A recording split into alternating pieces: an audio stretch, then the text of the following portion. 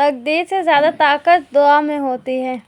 خدا کی ہر عطا اور ہر رضا پر شکر کرنا ہے۔ نہیں لکھا جو قسمت میں ہمارا ہو نہیں سکتا۔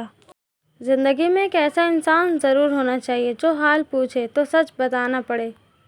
اللہ کی رحمت سے نا امید مت ہونا، وہ تمہارے کل کو تمہارے آج سے بہتر کر دے گا۔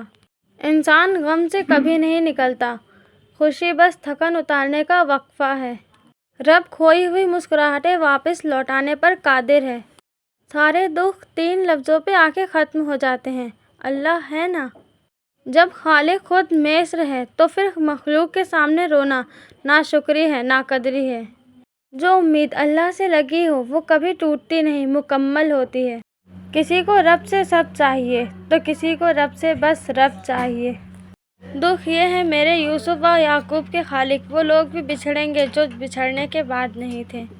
ایک سلسلہ حوض کا ہے انسان کی زندگی، اس ایک مشت خاک کو غم 2 جہاں کے ہیں۔ ابراہیم علیہ السلام سے بھی تو اسماعیل علیہ السلام مانگے گئے تھے، تم سے بھی تمہاری پسندیدہ چیز کی وقتی قربانی لی جائے گی۔ اگر بے عیب چاہو تو فرشتے سے نبھا کر لو، میں آدم کی نشانی ہوں، خطا میری وراثت ہے۔ کبھی رب کو محسوس کرنا، دنیا تمہیں غیر لگے گی۔ خواہشیں نہ ہوتی تو کتنی حسین گزرتی زندگی۔ امید جب اللہ سے جڑی ہو تو ٹوٹنے کا امکان نہیں ہوتا، اور اللہ کے سوا نہ کوئی تمہارا سچا دوست ہے اور نہ ہی مددگار۔ زندگی کہتی رہی حد ادب حد ادب، ہم کی گستاخ مقدر تھے ہمیشہ الجھے۔ پریشان ہو، یقیناً تم نے نماز اور قرآن کو چھوڑ رکھا ہوگا۔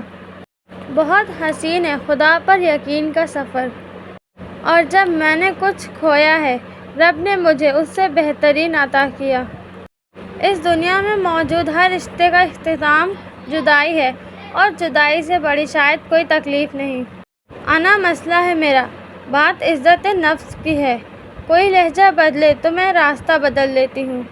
کسی کے اندر ایسے پھول نہ لگانا جنہیں تم پانی نہ دے سکو۔ ان کی کہانی اتفاق سے نہیں لکھی جاتی، اتفاق لا علمی ہے اور اللہ لا علم نہیں ہوتا۔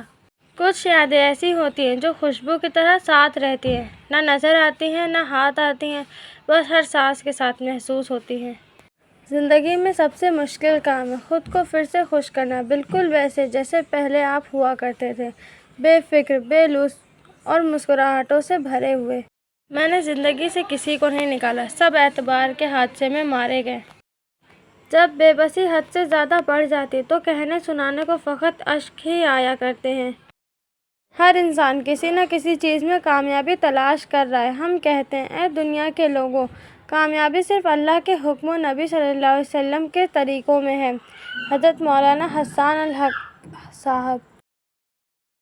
I was not always soft-hearted like this but میں نے زندگی میں اتنے منظر دیکھے ہیں کہ دل ہر چھوٹی چھوٹی بات پر ڈر جاتا ہے۔ کون سی بات نہیں اے دل ناکام ہوئی، شام سے صبح ہوئی، صبح سے پھر شام ہوئی۔ تھک جانے اور ہار جانے میں بڑا فرق ہوتا ہے، تھک جانے والا دوبارہ اٹھ کھڑا ہوتا ہے جبکہ ہار جانے والا ایسا نہیں کر پاتا۔ لوگوں نے سکھایا وقت بدلتا ہے اور وقت نے سکھایا لوگ بھی بدلتے ہیں۔ جو تم کہتے ہو دیکھ لی دنیا، تو یہ بتاؤ کبھی بارش میں اسلام آباد دیکھا ہے؟ کچھ باتیں ہم صرف خدا کے ساتھ ہی کر سکتے ہیں، جیسے کہ میں تھک چکی ہوں، صبر ختم ہو گیا، بکھرنے والی ہوں اور ہار چکی ہوں۔ جب انسان نے آئینہ تخلیق کیا، اس نے اپنی روح سے مرحومی کی ابتدا کر دی، وہ اپنے وجود سے زیادہ اپنے عکس کے لیے منتظر ہونے لگا۔ روح چاہے کچھ بھی ہو ہمیشہ اداس رہیں گی، یہ دنیا اس کا گھر نہیں ہے۔